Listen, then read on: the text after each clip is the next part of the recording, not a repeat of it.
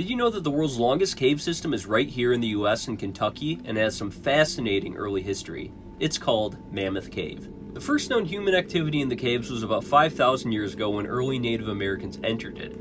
And around 2,200 years ago, Native Americans stopped going into Mammoth Cave for some reason. Some anthropologists have speculated that this was due to early belief systems by indigenous people who may have thought the cave was an entrance into the spirit world. By 1790, John Hokin from Virginia would become the first European to find the cave, and by 1792, the cave started to be mined for gunpowder production due to the saltpeter or potassium nitrate in Mammoth Cave.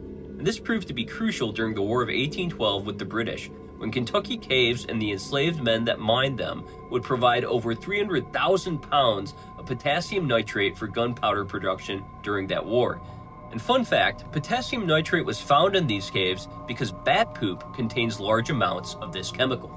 During the time of the War of 1812 was also when the mummy nicknamed Fawn Hoof was found and put on display for visitors.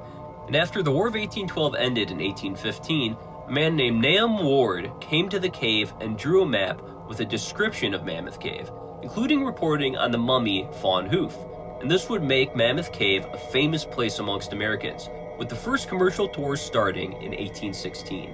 It would continue like this for about 22 years until 1838, when the most famous early cave historian entered the picture, and that was an enslaved man named Stephen Bishop, who was brought here in that year. Two people named Franklin Gorin and A.A. Harvey purchased the cave from Hyman Gratz. Franklin Gorin would then sell the cave and the 1,610 acres around it to a man named Dr. John Crone, and Stephen Bishop would be sold as part of this property. In 1838, Bishop had already done much exploring of the place as his enslavers placed him in the cave as a tour guide. But on Bishop's exploring, he'd cross a part of the cave called Bottomless Pit, and by 1840, Bishop would find Mammoth Dome.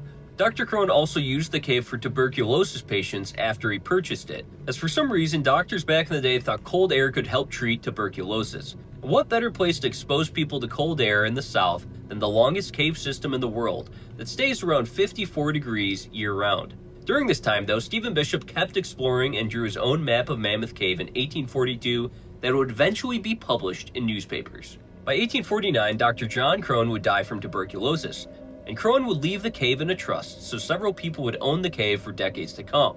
Dr. Crone also stated in his will that Stephen Bishop would not be freed for another 7 years until 1856, and also stated that on his freedom, he would have to move to Liberia.